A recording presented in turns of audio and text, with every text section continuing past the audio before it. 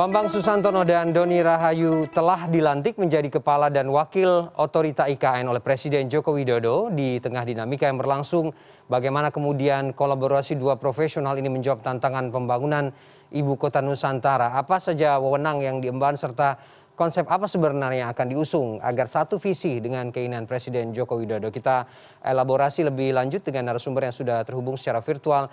Yang pertama Rifki Nizami Karsayuda, anggota Komisi 2 DPR RI, dan Nirwono Yoga, pengamat tata kota. Selamat sore Bapak-Bapak, apa kabar? Selamat sore Mas Ferdi, selamat sore Mas Rizky. Oke, terima kasih sudah bergabung dengan kita sore ini. Saya ke Mas Rifki dulu kalau gitu.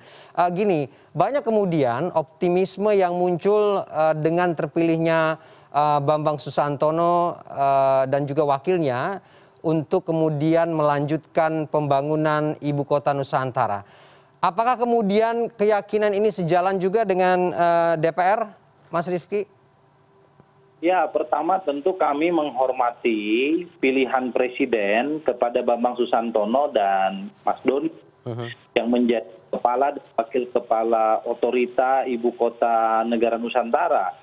Sebagaimana ketentuan dalam Undang-Undang Nomor 3 Tahun 2022 tentang Nusantara, di mana Presiden menunjuk dan melantik kepala dan seorang wakil kepala badan otorita yang di dalam ketentuan undang-undang tersebut disebutkan untuk kali pertama itu bisa secara otomatis ditunjuk oleh Presiden tanpa melakukan konsultasi kepada DPR. Walaupun nanti untuk periode-periode berikutnya di dalam undang-undang yang sama diwajibkan melakukan konsultasi kepada DPR. Yang perlu kita pahami adalah kepala dan wakil kepala badan otorita ini adalah pejabat setingkat menteri yang fungsi controlling atau pengawasannya berada di DPR. Fungsi budgeting badan otorita ini juga dibahas dan diputuskan di DPR RI. Karena itu DPR RI berkepentingan untuk mengawal laju pemerintahan dan suksesnya pembangunan di Ibu Kota Nusantara. Kita tahu tugas kepala otorita ini setidaknya ada 4. Yang pertama, memastikan perencanaan terkait dengan pembangunan di IKN. Yang kedua, pembangunan itu sendiri atau action pembangunan terutama infrastruktur. Yang ketiga, yang tidak kalah penting adalah kepala dan wakil kepala otorita ini berkewajiban untuk melakukan proses migrasi atau perpindahan ibu kota negara dari Jakarta ke IKN Nusantara. Yang itu tentu juga banyak aspek harus dipersiapkan. Dan yang terakhir, yang tidak kalah penting, kepala dan wakil kepala otorita ini berkewajiban untuk segera menyusun struktur dan mengisi struktur badan otorita di IKN Nusantara untuk kemudian bisa membantu fungsi-fungsi pemerintahan termasuk pelayanan publik yang akan dilakukan di IKN Nusantara. Karena itu optimisme publik saya kira juga adalah optimisme DPR.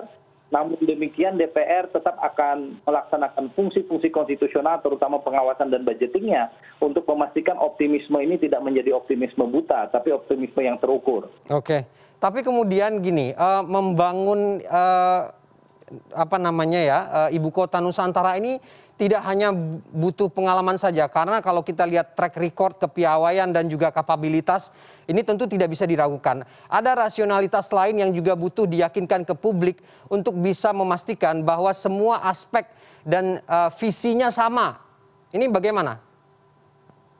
Kita tidak sedang mencari Superman, Bos. Kita sedang mencari orang yang mampu menjadi dirijen dari super team di Ibu Kota Nusantara ini. Yang perlu kita sadari adalah dari 100% kebutuhan anggaran pembangunan infrastruktur IKN itu hanya 19,5% yang akan bersumber dari APBN. Sisanya melalui 2 skema. Yang pertama adalah KPBU atau Public and Private Partnership, di mana kita akan mengundang berbagai investor untuk melakukan pembangunan IKN. Dan yang kedua adalah investasi murni yang akan dilakukan oleh pihak swasta di IKN tersebut. Nah, karena itu kita akan menunggu gebrakan-gebrakan dari kepala dan wakil kepala badan otorita agar mereka segera menyusun perencanaan yang lebih matang dan itu saya kira harus melibatkan multi stakeholders. Saya ini asli Kalimantan, Mas Yoga, pemirsa sekalian, dan dari awal saya sudah katakan bahwa membangun itu bukan hanya membangun fisik, bukan hanya membangun raganya, tapi juga membangun jiwanya. Karena itu mitigasi terhadap konflik, memahami suasana kebatinan masyarakat lokal itu menjadi penting. Nah, saya berharap di struktur di bawah kepala dan wakil kepala badan otorita ini nanti ada para profesional dan birokrat yang mampu untuk melaksanakan tugas-tugas di badan otorita IKN Nusantara yang berasal dari Kalimantan untuk membantu peran-peran sosiologis dan komunikasi kepada masyarakat Kalimantan, terutama masyarakat sekitar. Karena riak konflik itu sudah ada terkait misalnya klaim tanah ya atau lahan oleh kelompok masyarakat adat gitu di lokasi bakal IKN. Nah, hal-hal ini saya kira harus dilihat secara cukup teliti oleh kepala dan wakil kepala Badan Otorita Nusantara ini. Oke, baik. Saya ke Mas Yoga. Mas Yoga gini, artinya kemudian apa yang disampaikan oleh Mas Rifki ini menjadi sebuah kompleksitas untuk membangun IKN ini agar tujuannya sampai begitu. Ada soal tidak hanya membangun fisik tapi aspek humanis dan kearifan lokal ini juga harus berbarengan. Dimulainya dari mana seharusnya, Mas Yoga? Ya, betul. Ini mendengar penjelasan Mas Rifki, tugasnya berat sekali nih, Kepala dan Wakil Kepala Otorita IKN ya. Saya membagi 4 persoalan utama yang menjadi dasar tantangannya. Yang pertama tadi, kelembagaan ya, betul. Jadi kelembagaan, tadi udah bilang struktur dan sebagainya. Ini kelembagaan internal dan kelembagaan eksternal itu harus solid ya. Oleh karena itu perlu menjalin komunikasi yang aktif dan inklusif kepada seluruh pihak ya, baik dengan teman-teman di DPR ya, kemudian dengan masyarakat lokal. Ini PR yang sebenarnya non teknis tapi berat ya, tidak mudah itu sebenarnya. Nah, ini juga mengikuti yaitu kelembagaan yang akan mengikutsertakan kementerian-kementerian terkait ini, Mas Febri. Nah, kenapa? Karena ada Kementerian PUPR, ada Kementerian ATR, ada Kementerian LHK misalnya. Ini juga koordinasinya juga tidak mudah ya, karena perlu segera dilakukan pembangunan ya. Ini PR pertama. PR yang kedua tentu adalah tadi memahami secara menyeluruh perencanaan dari awal sampai dengan ke detail perencanaan supaya kita bisa lihat apakah di 2024 sudah ada pembangunan infrastruktur dasar minimal ya. Harapannya mungkin seperti itu. Ini juga dengan catatan apa? Yang ketiga harus ada alokasi lahan yang jelas, clear and clean. Tadi Mas Rifki sudah cerita ini lahan-lahan sudah mulai banyak yang sengketa. Nah, ini untuk memastikan titik kawasan inti pusat pemerintahan untuk IKN perlu segera ditegaskan. Titik mana yang benar-benar sudah clear and clean supaya pembangunan infrastruktur bisa segera dimulai ya. Tanpa itu sulit untuk segera memulai pembangunan. Apalagi berharap tanggal 17 Agustus 2024 upacara di situ ya. Kalau titiknya sendiri masih sengketa misalnya. Keempat yang tidak kalah penting alokasi anggaran ya. Keberadaan Pak Bambang Susantono dan juga Pak Doni Rahayu sebenarnya menunjukkan pentingnya pendanaan, Mas. Kenapa? Kita tahu Mas Bambang Susantono dengan latar belakang berbagai pembangunan infrastruktur dan transportasi dan terakhir di Asian Development Bank tentu adalah mencoba mengundang calon-calon investor dari luar negeri. Sementara kalau saya lihat Pak Doni Rahayu tentu kaitannya dengan Kadin dan RE ya, teman-teman pengusaha nasional yang ada di Indonesia untuk mau bergabung di pembangunan IKN. Memang tantangannya berat. Seperti dikatakan Mas Rizky tadi, tugas ini tidak mudah. Ya, itu tantangannya. Oke, Mas Yoga gini, publik itu masih mengandai-andai begitu ya, seperti apa kemudian nanti bentuknya begitu, atau seperti apa nanti tujuannya dan rupa dari ibu kota Nusantara ini. Karena kalau dibandingkan dengan Batam, ini beda ya, artinya apakah memang kawasan khususkah atau memang kawasan metropolitan? Karena kita tahu Pak Doni ini kan basicnya juga salah satu orang penting di Sinarmas begitu ya, BSD itu juga salah satu yang juga berhasil, katakanlah begitu. Ini yang juga perlu diketahui. Ya, secara umum tadi ya dijabarkan oleh Mas Rizky juga sudah disinggung bahwa pembangunan ini memerlukan waktu kurang lebih sampai dengan 25 sampai 2045 artinya ya. Artinya kita membagi 3 tahap yang menurut saya juga menjadi faktor penentu nanti. Di tahap pertama 2022-2024 ini kalau dalam teknis pembangunan kota tidak akan banyak yang bisa dibangun ya. Kalau kita bicara hanya 2 tahun sekarang ini, apalagi tadi tugas dari Mas Rizky banyak sekali tugasnya, itu menjadi tantangan apakah sudah terwujud, itu juga jadi pertanyaan ya kalau konteksnya 2 tahun ini. Jadi itu pertama tantangannya. Kemudian di 2025 sampai 2035 baru sebenarnya kita melihat tanda-tanda apakah pekerjaan konstruksi sudah bisa mulai jalan atau tidak, seperti jalan, saluran air ya. Kemudian juga pembangunan istana presidennya atau istana negara, kemudian gedung eksekutif, gedung yudikatif dan gedung legislatif. Jadi itu baru pada tahap awal ya. Dan itu catatan belum ada penduduknya ya, belum ada penduduk, belum ada penghuninya. baru kita di 2035 itu mulai bisa membentuk perangkat pemerintah daerah, kerjasama dengan pemerintah daerah sekitar. Jadi tantangannya ke arah situ, sehingga kepala otorita dan wakil otorita yang sekarang ini sangat menentukan untuk membuat landasan pembangunan ke depan tadi. Oke, baik. Saya ke Mas Rifki. Mas Rifki, gini, tanda tanya juga dari publik memastikan membangun IKN ini tidak hanya sekedar proyek begitu, tapi juga proses. Seperti yang Anda katakan tadi, tidak hanya publik sekitar yang harus diyakinkan, tapi ada investor juga, calon-calon investor yang akan menanamkan atau berinvestasi di sana. Ini tentu tantangannya banyak sekali. Ya, betul. Tantangan yang pertama tentu tantangan terkait dengan sumber pendanaan ya, dan target yang ingin dicapai oleh pemerintah di tahun 2024. Nah, kita mendengar sendiri Presiden Jokowi mengatakan merindukan upacara 17 Agustus tahun 2024 itu di depan istana ibu kota negara Nusantara yang baru. Bahkan optimisme itu juga seringkali kita dengar dari para pembantu presiden, para menteri, agar kementerian lembaga negara yang prioritas kantor di IKN Nusantara per 2024. Artinya akhir masa jabatan Presiden Joko Widodo dan Kiai Ma'ruf Amin itu adalah deadline bagi terbangunnya infrastruktur yang meaningful kalau bahasa Mbak Sri Mulyani tadi untuk di IKN Nusantara. Sementara kondisi APBN untuk IKN Nusantara sampai hari ini kan belum dilakukan exercisement. Kenapa belum dilakukan exercisement? Karena tentu menunggu juga perencanaan yang dibuat secara matang oleh kepala dan wakil kepala badan otorita gitu. Jadi kepala dan wakil kepala badan otorita itu per hari ini bekerja harus secara simultan. Perencanaan dilaksanakan, pengisian SOTK-nya juga harus segera dibentuk gitu. Bahkan menurut pandangan saya pada sisi yang lain, kepala dan wakil kepala badan otorita juga harus mulai meyakinkan DPR, terutama anggaran, agar per 2022 ini anggaran kita bisa kita exercisement gitu. Kalau dulu kan istilahnya ada APBN perubahan gitu. Nah sekarang refocusing dan realokasi anggaran kan dimungkinkan berdasarkan ketentuan Undang-Undang Nomor 1 Tahun 2021 terkait dengan hak tersebut. Jadi optimisme ini harus dipelihara, tetapi optimisme ini tidak mungkin akan berlangsung lama kalau tidak ada action di lapangan oleh kepala dan wakil kepala badan otorita. Jadi saya kira ini kata kuncinya di dua orang ini yang tadi baru diberi amanah oleh Presiden. Nah kita tunggulah bagaimana gebrakan dua profesional yang saya kira punya rekam yang sangat meyakinkan ini. Kita juga ingin memastikan bagaimana kemudian kerja pembangunan ini tetap on the track walaupun kemudian kita tidak bisa menafikan bahwa nanti prosesnya akan ada irisan dengan dimensi politik yang terjadi. Tapi dijawabnya nanti, kita break dulu sejenak. CNN Indonesia Newsroom akan kembali usai jeda.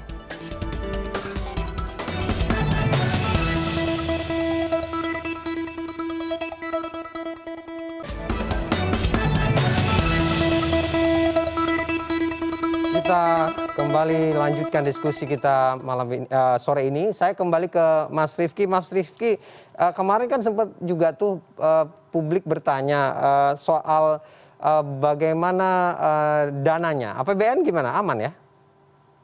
Insya Allah, karena kita sebetulnya sudah mulai membicarakan perencanaan terkait pembangunan IKN ini seiring dengan penggodokan rancangan undang-undang IKN itu sendiri. Bahkan Kementerian Bappenas melalui Pak Suharto Manoarfa, Menteri PPN dan Kepala Bappenas, itu sudah beberapa kali ke DPR memberikan gambaran-gambaran perencanaan terkait dengan pembangunan, terutama pembangunan infrastruktur IKN. Juga sumber dana apa saja kira-kira yang dibutuhkan agar tidak membebani APBN terlalu dalam. Karena kita tahu juga beban APBN terkait pandemi COVID-19 kan juga masih tinggi. Nah, saya kira kita semua ini punya agenda yang sama. Partai-partai di DPR RI, seluruh fraksi kan juga punya pandangan yang saya kira lebih kurang sama. Ada dialektika pandangan terkait dengan perbedaan urgen atau tidaknya pembangunan IKN, itu kan suara yang minor saya kira di DPR. Sehingga saya yakin pemerintahan ini sepanjang kepala otorita dan wakil kepala otorita cepat melakukan perencanaan, pengisian SOTK, dan kemudian kementerian lembaga lain, terutama Kementerian Keuangan dan Kementerian PUPR yang akan menjadi leading sektor bagi pembangunan infrastruktur ini bekerja secara cepat, saya optimis ya, 2024 itu Istana, DPR RI, dan infrastruktur dasar akan terbentuk di Ibu Kota Negara Nusantara. Oke, yang juga perlu dikonfirmasi soal ini Mas Rifki, kan maunya on the track begitu ya, tapi kemudian tidak bisa dipungkiri irisan dengan dimensi politik ini juga pasti nanti ada ada tantangannya juga di depan. Ini bagaimana memastikan? Ya, membangun IKN ini itu membangun peradaban, sekaligus menjadikan proyek ini bukan hanya multi-year program, tetapi multi-period program. Ini dimulai di masa Presiden Jokowi dan harus dilanjutkan dan dieksekusi oleh presiden-presiden pada periode berikutnya. Cepat atau lambat, kalau berdasarkan pengalaman di negara-negara lain itu kan relatif, tergantung komitmen politik dari pimpinan negara yang bersangkutan.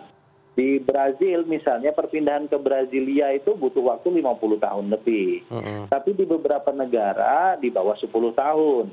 Jadi saya kira ini tergantung komitmen politik. Nah, saya yakini kepemimpinan nasional yang akan melanjutkan kepemimpinan Presiden Jokowi itu akan konsisten mengawal ini, dan kami dari partai-partai politik yang menjadi bagian dari sejarah pembahasan dan pengundangan undang-undang IKN, saya kira portofolionya 2024 kan posturnya tidak akan jauh berubah. Saya meyakini di DPR ini ya partainya ini saja gitu.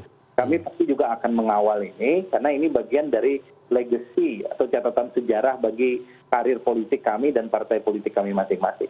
Oke, itu komitmen atas nama rakyat begitu ya, untuk memastikan bahwa pembangunan IKN ini berjalan sesuai dengan track-nya begitu. Saya ke Mas Yoga. Mas Yoga gini, membangun IKN artinya kemudian juga alih fungsi lahan hijau, dan tentunya ini mempertahankan keberlanjutan lingkungan. Ini juga menjadi sebuah komitmen yang harus dipegang teguh begitu, karena itu tadi melibatkan kearifan lokal, berkompromi dengan masyarakat sekitar. Ini juga pekerjaan yang tidak mudah. Betul sekali Mas Ferdi. Jadi kalau kita membaca di Undang-Undang Nomor 3 2002 tentang IKN itu disebutkan ya dengan tegas, salah satunya adalah 70% wilayahnya nanti akan menjadi kawasan hijau ya, dengan segala macam ekosistem dan keanekaragaman hayati. Tentu semangat ini yang harus kita pegang. Nah, ini mungkin yang kita titipkan teman-teman di DPR Mas Rifki, 70%-nya ini harus jelas dari lahan yang berapa, apakah dari 256.000 hektarnya atau di 56.000 hektarnya atau di 6.671 hektar yang menjadi kawasan inti pusat pemerintahan. Ini juga penting karena di situ tidak disebutkan 70%-nya dari bagian wilayah mana. Ini untuk menunjukkan sebenarnya komitmen ya, komitmen seluruh pihak terhadap perlindungan atau konservasi kawasan hijau yang sudah ada di Kalimantan, khususnya di sekitar IKN. Apalagi juga menjadi isu sensitif ini kan ya Mas Rifki ya. Bagaimana keseriusan untuk mempertahankan daerah kawasan hijaunya, hutannya, apalagi konsepnya kan smart forest city. Nah, ini juga tantangannya ada di situ. Nah, komitmen itu nanti yang sebenarnya kita tunggu di dalam rencana induk Mas Ferdi. Kan sekarang sedang disusun represnya rencana induk ya. Nah, ini kita akan tunggu di rencana induk nanti akan tergambarkan atau tidak konsep perlindungan kawasan hijau dan juga keanekaragaman hayati di kawasan IKN secara keseluruhan. Termasuk akses juga ya Mas juga ya? Iya betul, karena di situ disebutkan antara lain akses bagi masyarakat lokal, ya masyarakat adat, kemudian perlindungan dari flora faunanya, kemudian juga yang tidak kalah penting keterlibatan masyarakat lokal, ya tidak hanya sekadar menjadi penonton tadi Mas Rifki bilang. Nah ini penting untuk diakomodasi dalam pembangunan kota, apalagi tadi skalanya 25 tahun ya sampai dengan 2045 kan sekitar 23 tahunan ya. Ini perlu ada kejelasan secara teknis di bagian-bagian mana saja masyarakat lokal bisa terlibat dalam pembangunan kota, dalam perlindungan konservasi hutannya misalnya, serta bagaimana mengoptimalkan sumber daya lokal yang sudah ada. Nah ini penting untuk menjamin apa? Cita-cita IKN tadi mensejahterakan seluruh rakyat paling tidak di sekitar IKN dan Pulau Kalimantan secara keseluruhan. Oke, agar semua semua tujuan tadi tercapai, semua kolaborasi itu diperlukan. Tidak hanya fisik yang selesai, tapi juga membawa dampak bagi masyarakat sekitar. Terakhir ke Mas Rifki, lahirnya otorita tentu akan mempermudah pelaksanaan pembangunan. Apa kemudian yang akan menjadi catatan? Ya, kami tentu akan melakukan pengawasan yang ketat terkait dengan progres kinerja kepala otorita. Secara otomatis karena badan otorita ini disebutkan dalam Undang-Undang Nomor 3 Tahun 2022 sebagai unit pemerintahan daerah, maka nanti partner dari otorita ini adalah Komisi 2 DPR RI. Karena itu Komisi 2 akan menjadi mitra pengawasan yang sinergis dengan badan otorita IKN, dan kami tentu akan meminta nanti agar berbagai rancangan peraturan pemerintah dan rancangan peraturan presiden sebagai turunan dari Undang-Undang Nomor 3 Tahun 2022, misalnya terkait dengan pendanaan, terkait dengan bagaimana tadi rencana tata ruang di IKN, termasuk SOTK dan seterusnya, itu segera harus difinalisasi dan dibuat oleh pemerintah melalui kepala dan wakil kepala badan otorita. Sepanjang itu dilaksanakan, maka insya Allah optimisme publik termasuk optimisme para investor akan berdatangan dengan sendirinya untuk kita mengakselerasi terwujudnya pembangunan IKN Nusantara di Kalimantan. Oke, baik. DNA-nya sudah pas rasanya ya dari duo profesional ini. Kita tunggu bagaimana kemudian aplikasinya, implementasi dan juga bagaimana kerja-kerja pembangunan yang butuh proses panjang untuk membangun ibu kota Nusantara. Terima kasih Mas Rifki dan juga Mas Yoga sudah bergabung dengan CNN Indonesia Newsroom dan berbagi perspektifnya sore ini. Selamat sore dan salam sehat. Terima kasih Mas Ardi. Terima kasih Mas Yogi.